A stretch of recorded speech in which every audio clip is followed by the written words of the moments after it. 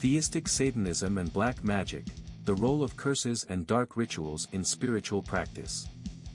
The relationship between theistic Satanism and black magic is a deeply intertwined and complex aspect of the faith, marked by the intentional use of darker forms of ritual to achieve personal, spiritual, or even material goals. Within this context, black magic and curses take on a significant role, serving as potent tools for the practitioner to assert their will, seek justice, or influence their reality in ways that align with their personal beliefs about power, autonomy, and the nature of the universe. This article explores the role of black magic and curses in theistic Satanism, examining their theological underpinnings, how they are integrated into personal practice, and the ethical frameworks that shape their use.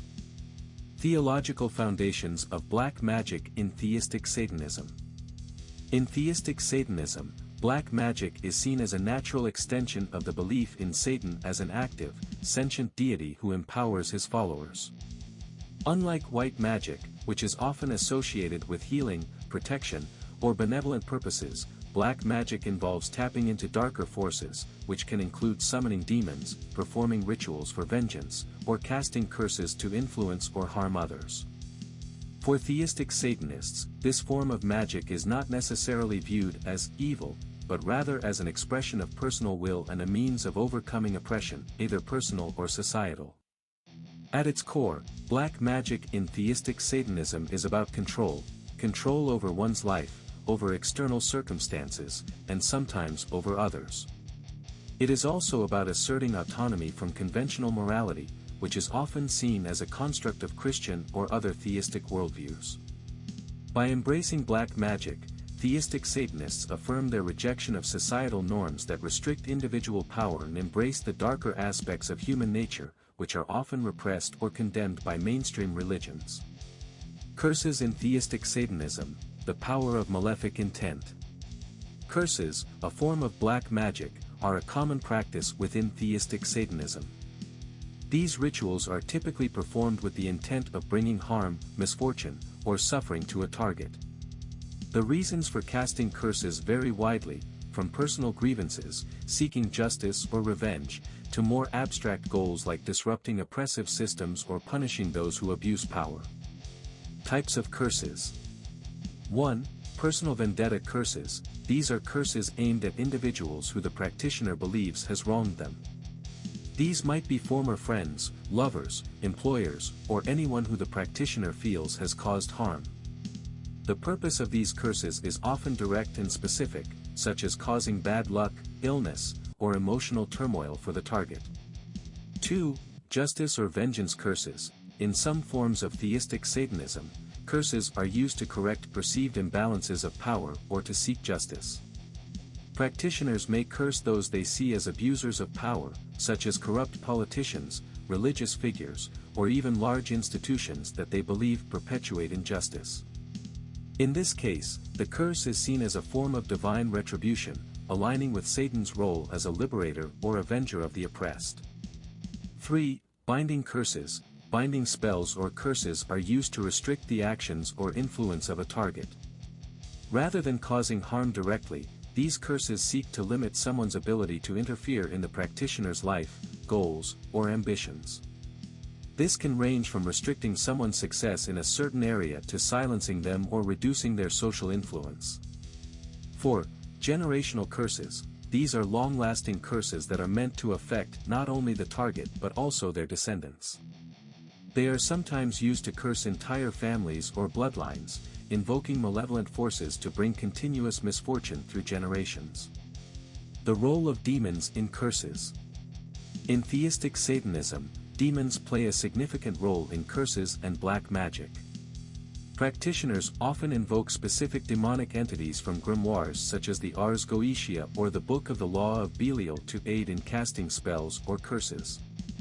These demons are believed to possess specialized abilities, such as causing illness, disrupting relationships, or sowing chaos, and their cooperation is sought through rituals, offerings, or invocations. For example, a practitioner might call upon Astaroth, a demon associated with destruction and misfortune, to curse a target with persistent bad luck. Alternatively, they may summon a demon like Andras, who is known for his ability to cause discord and strife, to create conflict in a target's personal or professional life.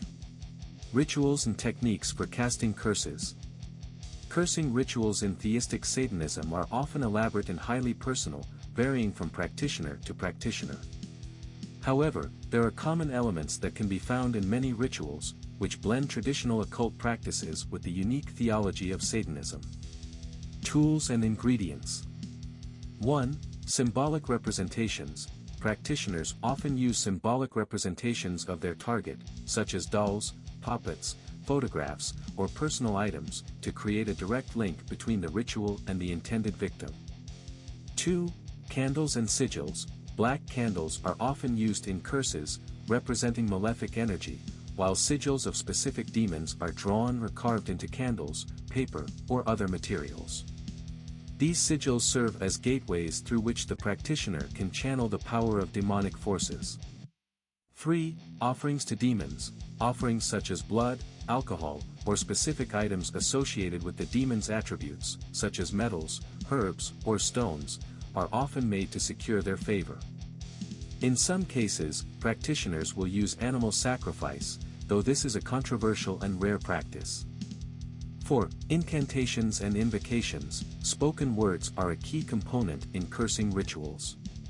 Incantations and invocations are often recited in Latin, Hebrew, or other ancient languages, as these are believed to hold greater power in ritual settings.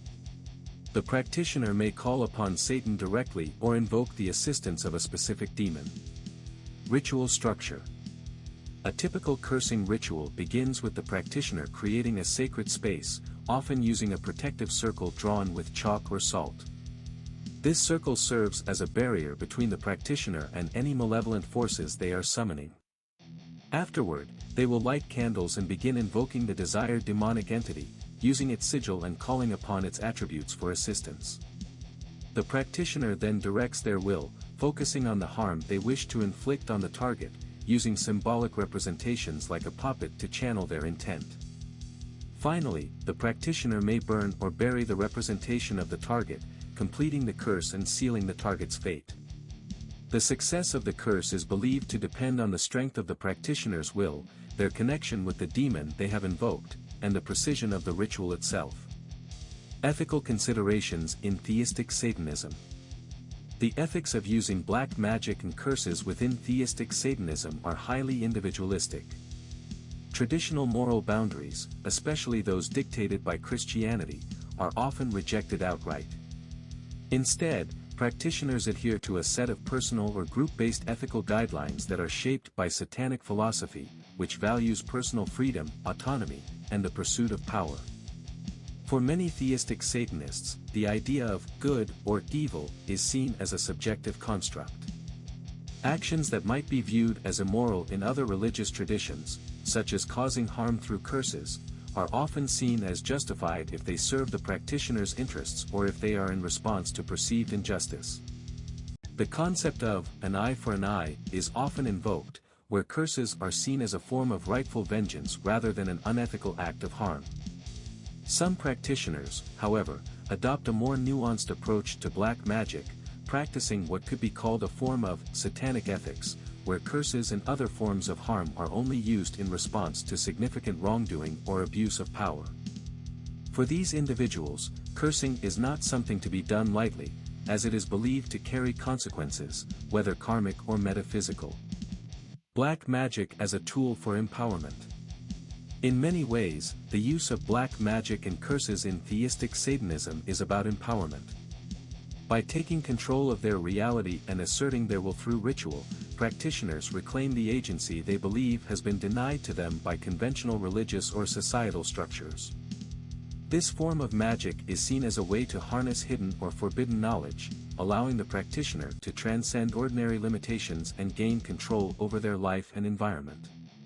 For some, black magic becomes a form of personal catharsis, a way to channel anger, frustration, and a sense of injustice into something tangible.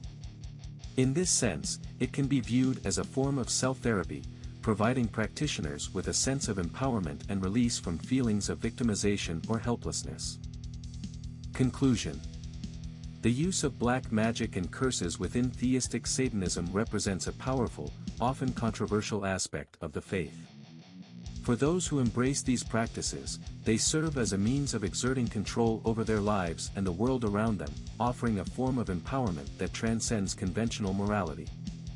Whether seeking personal vengeance, justice, or simply asserting their will, practitioners of theistic Satanism use black magic and curses as tools of liberation, breaking free from the constraints of religious and societal norms that they see as oppressive.